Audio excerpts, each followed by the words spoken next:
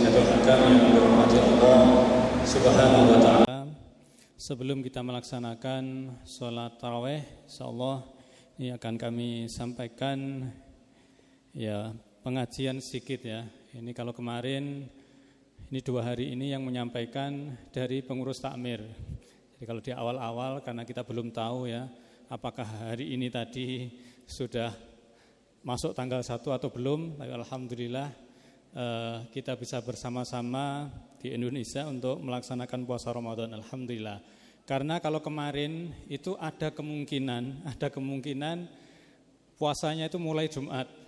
Kalau ru'yah di mana-mana itu mendung, enggak kelihatan, ya insyaallah di Istiqmal. Jadi digenapkan 30 hari Sya'bannya. Ya, alhamdulillah.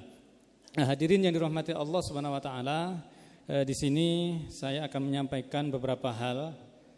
Yang pertama, insyaallah berapa menit ini? 10 menit saja, 10 menit. Yang pertama, hadirin yang dirahmati Allah Subhanahu wa taala, terkait puasa ini kami ingin mengingatkan diri kami sendiri dan jenengan semua. Yang pertama adalah mengenai niat. Niat ini penting sekali. Hadirin yang dirahmati Allah Subhanahu wa taala, hampir di kitab-kitab hadis itu biasanya yang pertama dibahas biasanya masalah niat. Di fikih juga seperti itu, niat. Karena penting sekali.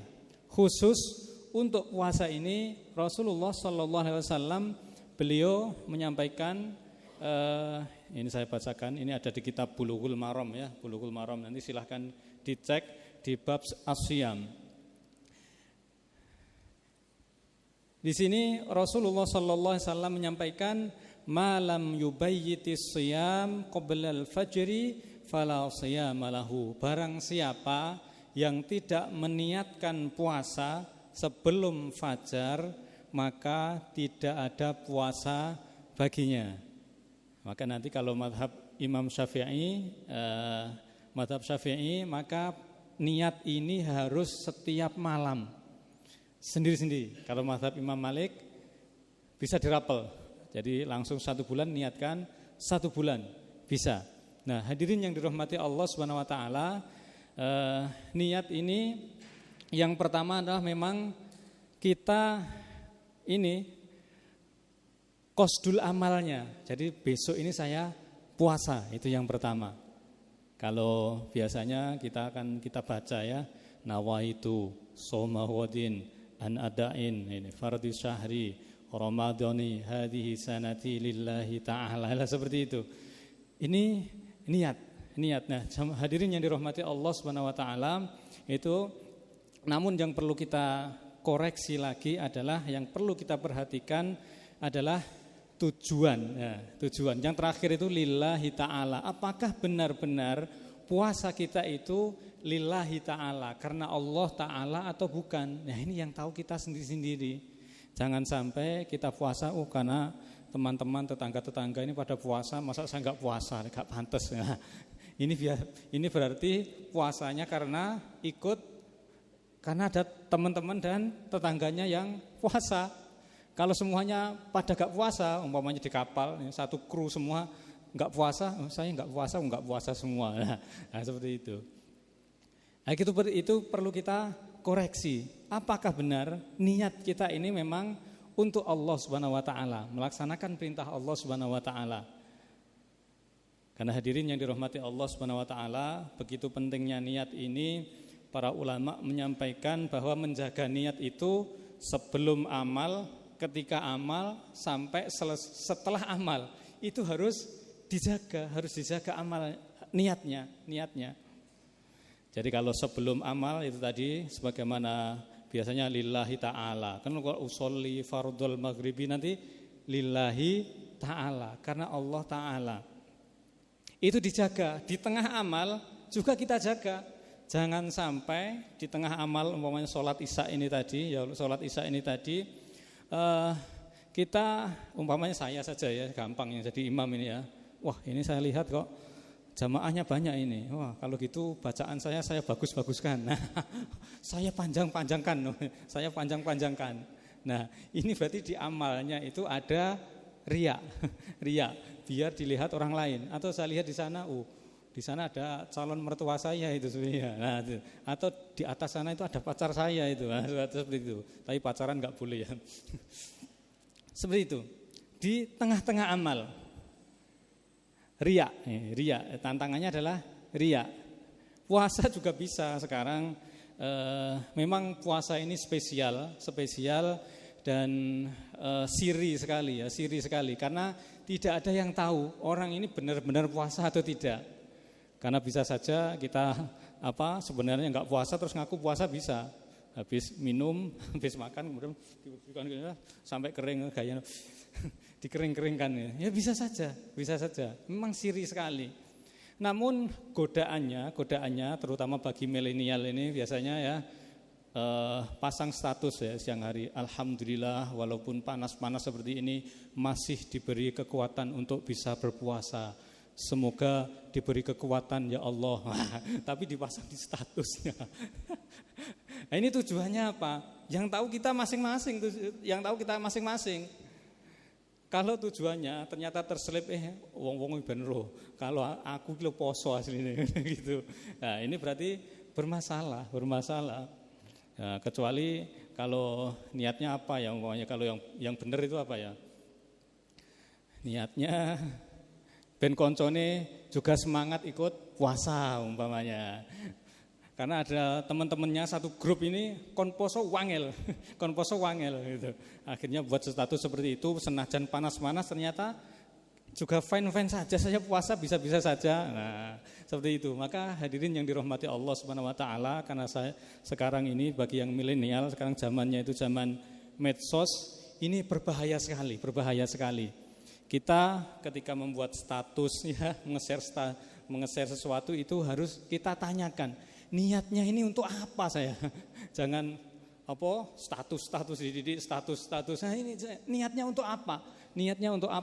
Jangan-jangan kita takut dari hal yang kecil itu ternyata meruntuhkan pahala ibadah kita. Kan iman hanya dari sekedar status hilang pahala ibadah kita karena masuk dalam kategori riya. Nah, hadirin yang dirahmati Allah Subhanahu wa taala, kemudian bagi kita yang biasa lihat status orang, yang biasa lihat statusnya sekarang ya, entah status Facebook, entah Instagram, entah WhatsApp, kan sekarang zamannya kan masang status itu ya.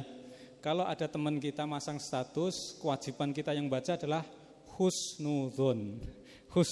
Jangan riya iki, amal ilang iki arek iki. Jangan seperti itu. Oh, barangkali ini mengingatkan saudaranya. Barangkali ini, jadi kita berhusnudzon kepada saudara kita. Ketika kita sudah bersuudzon, itu juga dilarang. Itu menjadi dosa tersendiri bagi kita. Hadirin yang dirahmati Allah Subhanahu wa taala, ternyata sudah 10 menit saya bicara di sini. Namun sekali lagi sebenarnya ada beberapa yang ingin saya bacakan. Namun memang niat ini, hadirin yang dirahmati Allah Subhanahu wa taala, penting sekali untuk kita koreksi, kita perbaiki. Karena yaitu tadi amalan seseorang itu dinilai di hadapan Allah Subhanahu wa taala itu tergantung dari niatnya masing-masing. Bisa jadi sama di sini ya, salat jamaahnya seperti ini.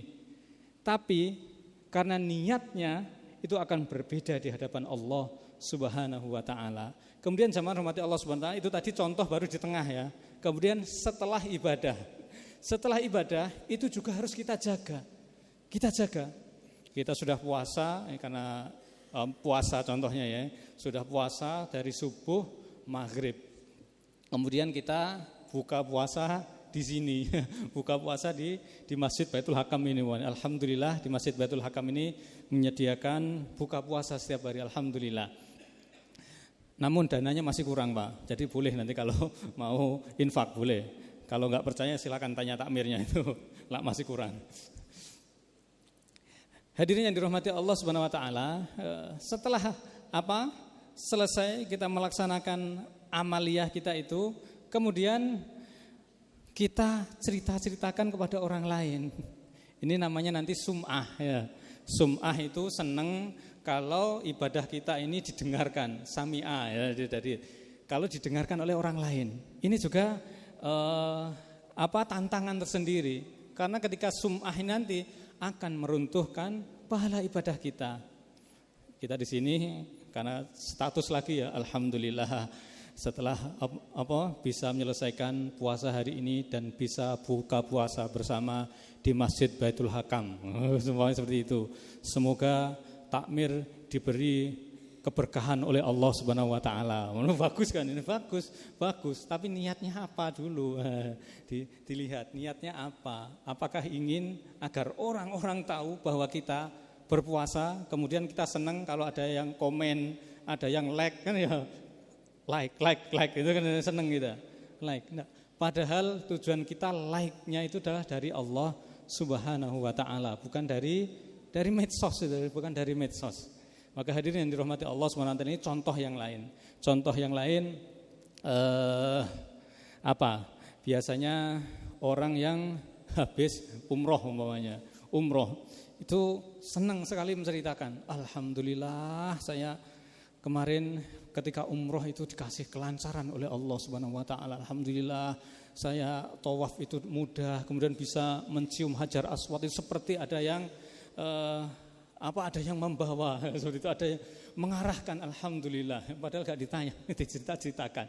Ini namanya sum'ah, sum'ah. Jadi kita senang ketika orang lain mendengar cerita dari amaliyah-amaliyah kita. Sekali lagi itu akan meruntuhkan pahala amal-amal kita. Maka jamaah rahmati Allah Subhanahu wa taala, salah satu doa yang diajarkan oleh Rasulullah sallallahu alaihi wasallam adalah Allahumma inni ala dzikrika wa syukrika wa husni ibadatika. Yang terakhir adalah wa husni ibadatika. Ya Allah, tolonglah kami agar bisa beribadah kepada Engkau dengan sebaik-baiknya. Hadirin yang dirahmati Allah Subhanahu wa taala, itu yang bisa kita sampaikan pada kesempatan kali ini. Semoga dibarengi dengan hidayah dan taufik Allah Subhanahu wa taala, kita diberi keikhlasan oleh Allah Subhanahu wa taala. Allah menerima segala amaliyah kita, ibadah kita, terutama di bulan Ramadan ini, sehingga kita bisa menyelesaikan amalan ibadah Ramadan kita, dan kita akan keluar dari Ramadan kita nanti dengan catatan dari Allah Subhanahu wa taala, predikat tattaqun, atau orang yang bertakwa. Kurang lebihnya mohon maaf. Mari kita tutup dengan doa kafaratul majelis. Subhanakallahumma bihamdika asyhadu alla ilaha illa anta astaghfiruka wa atubu ilaik. Wal afu minkum. Assalamualaikum warahmatullahi wabarakatuh.